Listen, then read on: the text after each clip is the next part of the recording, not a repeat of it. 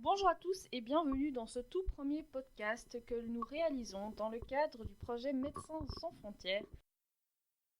Durant 6 semaines, vous pourrez suivre l'histoire d'Emma, accompagnée de podcasts et de posts Instagram. Pour faciliter votre compréhension lors de ce premier podcast, nous prenons des rôles fictifs. Commençons. Dans le cadre d'un projet qui vise à mieux comprendre les moyens de contraception en Afrique, j'ai l'opportunité de rencontrer une étudiante partie l'année passée en Afrique pour un projet de développement. Le responsable d'un planning familial a également accepté de nous rejoindre. Merci de m'accorder un moment pour prendre la parole.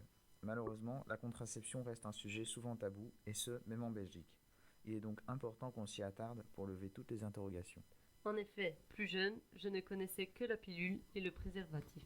Or, il existe bien d'autres moyens pour éviter une grossesse. Pouvez-vous nous les citer et expliquer ? Tout d'abord, distinguons les différentes catégories de contraception. On trouve effectivement des contraceptions dites hormonales, dites mécaniques ou encore par stérilisation. Par stérilisation ? Il s'agit d'opérations. Chez les femmes, on peut les rendre infécondes soit en ligaturant leur trompe de Fallope, soit en posant des implants de sorte à boucher celle-ci. Pour ces messieurs, on pratique une vasectomie, c'est-à-dire qu'on sectionne des canaux pour ne plus rendre leur sperme fécondant. Est-ce vraiment fiable ? Non. Les chances de réussite de l'opération chez les femmes oscillent entre 40 et 80%, tandis que le taux de réussite s'élève à 50% chez les hommes. On privilégiera donc d'autres moyens pour éviter les accidents. Parmi les contraceptions mécaniques, le commun des mortels n'a tendance qu'à connaître le préservatif pour les hommes. Or, les femmes peuvent aussi en avoir recours. Comme vous le savez sûrement, le préservatif masculin se place au dernier moment, alors que le préservatif féminin, quant à lui, peut être placé plusieurs heures avant le rapport. Le préservatif est très intéressant, car il est le seul moyen de contraception qui permet de se protéger contre les infections sexuellement transmissibles. Quand une femme souhaite une solution contraceptive permanente, réversible et sans hormones, seul le stérilet en cuivre remplit ces conditions. Attention, il ne protège pas contre les IST et sa pose nécessite évidemment 2 rendez-vous chez le gynéco. Prenez garde aux charlatans. J'ai aussi entendu parler d'un autre moyen, moins connu, le diaphragme. Hormis l'organe, je ne sais pas de quel objet il s'agit. Pouvez-vous nous l'expliquer en 2 mots ? Le principe du diaphragme est assez simple. C'est un petit capuchon en silicone qu'on place contre le col de l'utérus avant le rapport et qu'on laisse environ 7 heures après celui-ci. Il a pour rôle de bloquer le passage des spermatozoïdes.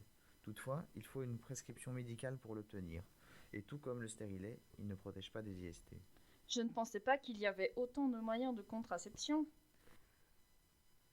Attendez, reste la plus importante et la plus large catégorie, les moyens de contraception hormonaux. Ce sont ceux qui régissent en partie le cycle menstruel des femmes.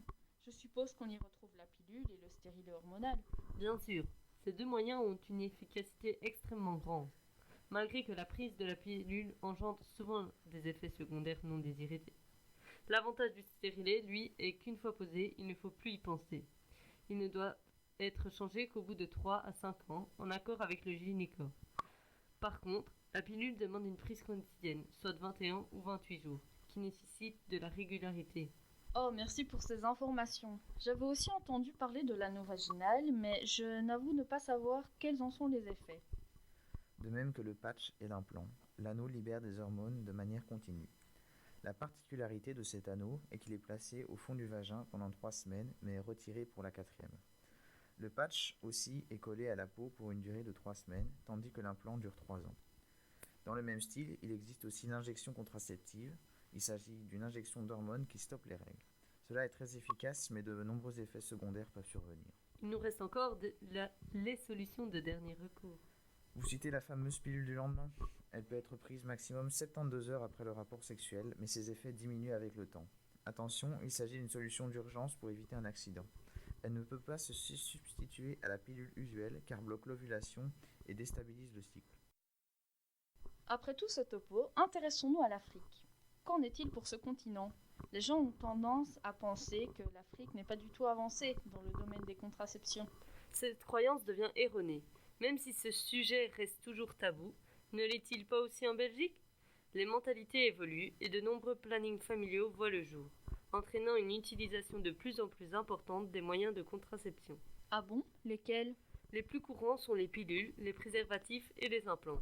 Parmi tous les pays concernés par la sensibilisation à la contraception, le pays avec la plus belle marge de progression est le Mozambique. Effectivement, l'opinion africaine quant à la contraception s'améliore. On espère que par le biais de toutes les organisations œuvrant dans ces pays, de plus en plus de couples puissent avoir recours à ces moyens librement. Ce podcast a été réalisé par les élèves de l'Institut de la Providence de Champion dans le cadre de la compétition interscolaire YouCare, qui est organisée par Médecins sans frontières. Les points de vue, les opinions et les informations exprimées dans ce projet sont uniquement ceux et celles des élèves, mais ne représentent pas forcément ceux ou celles de MSF.